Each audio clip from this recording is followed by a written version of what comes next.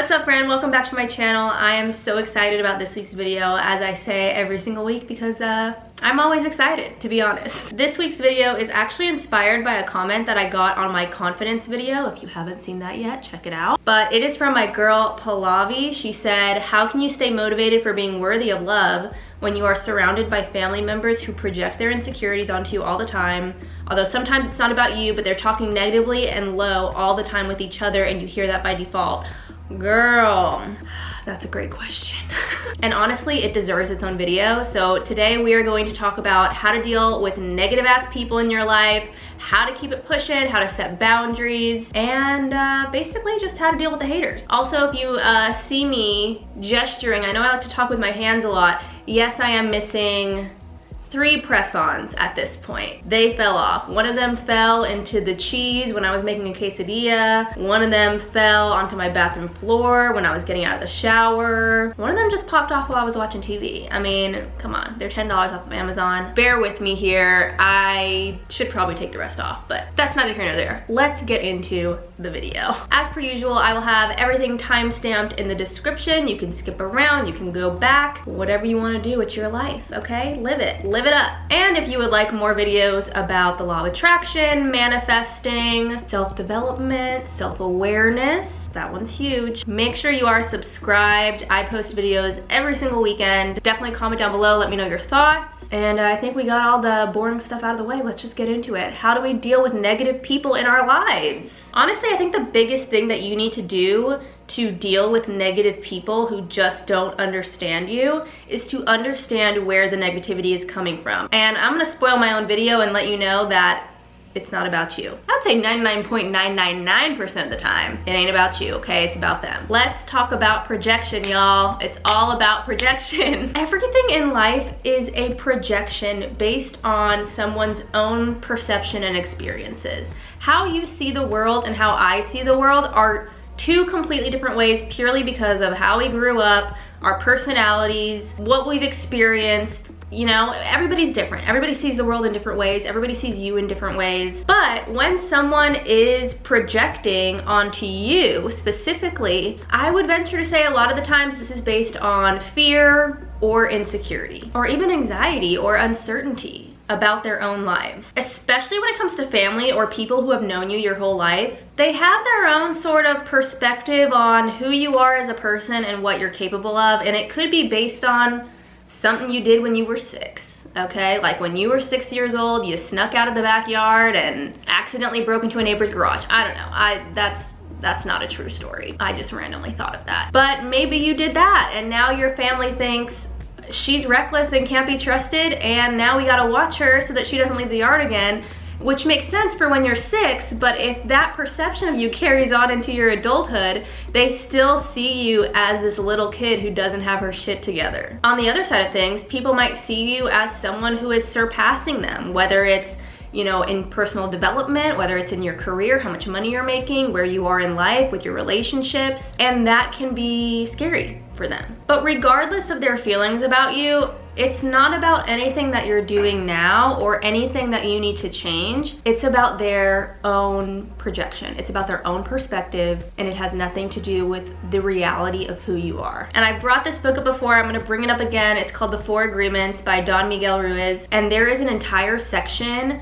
on not taking anything personally, which I think, I mean, it's a really quick read. I actually got it on Audible. Like, if you can get that book, please read that section, because as soon as you start to understand that nothing is actually about you and everything is about how people perceive their own life and the world around them, the less personally you start to take things when people do them to you. Okay, second thing, and when I said this in my video about manifesting a specific person, some people got a little pressed about this, but hear me out. You cannot control others. You can't. You can only control your reaction. You cannot make people see your vision for your life, and honestly, you shouldn't have to. And I know that this can be really, really hard to do when you're in the thick of it, but I promise if you start worrying more about yourself, your growth, your development as a person, your goals, and how you're gonna succeed, you're going to attract more people who are on that same wavelength. And naturally, as you do this, you're kind of going to put those people who understand you in the forefront,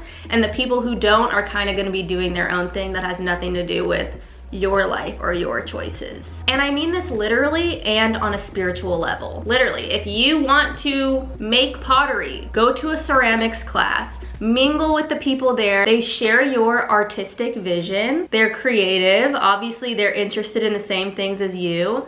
And you'll make friends who align with who you are as a person a lot better, because you already have that thing in common. They're creative. They get it. They understand that creativity is subjective. They understand the concept of art probably a little bit better than someone who is more analytical and not into the arts. So they're going to be less judgmental towards you if that's something that you're going after. But even on a less literal, more spiritual level, you will attract people who are on your same wavelength in that realm. When you are self-aware, when you're positive, when you're on top of your shit, you attract people who are also self-aware, positive, and on top of their shit. Like attracts like. So become the sort of person that you want to surround yourself with, and those types of people will be more likely to come into your life, and kind of replace those negative people in the space of like the person who you are vulnerable with.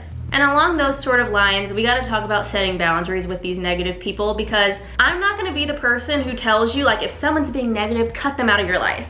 Like, what if it's your mom? Are we just cutting our moms out? Like, no, you have to just set boundaries. And honestly, setting boundaries with someone is the best thing that you can do for your relationship. If you care about your relationship, or if someone cares about their relationship with you, they will set boundaries because they want to preserve what you guys have. It's actually a really, really good thing to set boundaries. It's never a negative to me. But what I mean by this is, don't talk to certain people about certain things. If you know that you're trying to be an artist, like I said earlier, and your brother or sister responds negatively to that, don't have those conversations with your sibling. If someone you know has a fear of going out into the world and making it on their own, and that's what you want to do, don't talk to them about that, because all they're going to do is project that fear and insecurity onto you and make you doubt yourself. So we're not cutting people off. We're meeting them where they're at, and we're leaving them there when it comes to certain things. You don't have to cut anyone off or close yourself off entirely. Our relationships with each other are what make life worth living, in my opinion. So don't close yourself off. I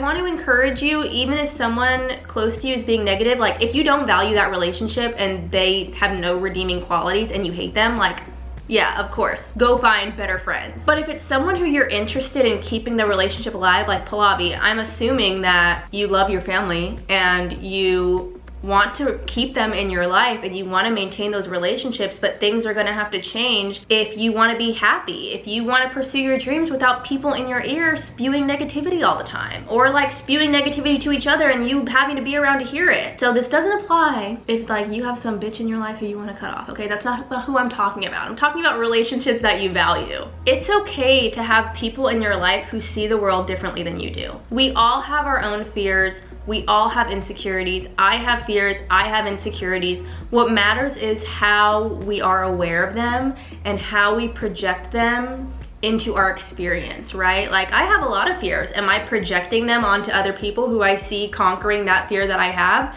No, because I'm self-aware and I know what my fear is, and I did the shadow work. Watch that video if you haven't seen it yet.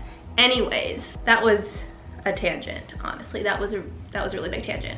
My point is, you already know what you're gonna hear if you go to that certain person and talk about that certain thing. So don't put yourself in that position in the first place and set that boundary with them. And if they wanna ask you, hey, I haven't heard a lot about your art endeavors lately, like what's going on with that? You haven't told me anything.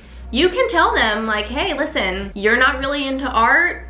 I don't really get a good vibe from you in that way, so I actually joined an art collective and I talked to my art friends about art. But I would love to talk to you about the things that we have in common, the things that we like doing together, the things that you don't have insecurities about. You don't say that part, but you know, I would love to continue our relationship and just keep it positive. I just want to set that boundary because, you know, I want to feel encouraged and happy and excited about what I'm doing. The truth is, anytime you're doing something different or new or something that falls out of the norm, people are going to judge you for it.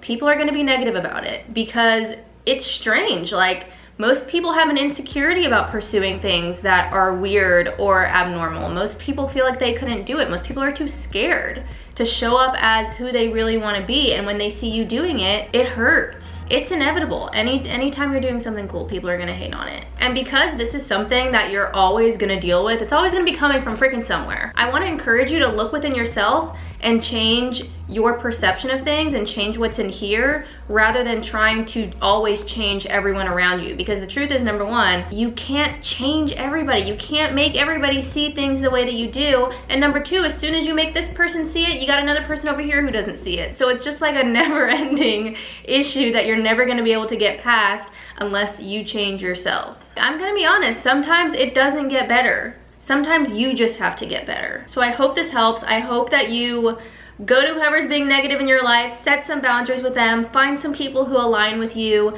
and know within yourself that if you feel strongly and passionate about something and you're pursuing it, your success is inevitable. If you work hard, if you believe you deserve it, if you're going for something, your success is inevitable no matter what other people say. So don't let the bastards get you down. Thank you so much for watching, and I will see you in my next video next weekend. Bye!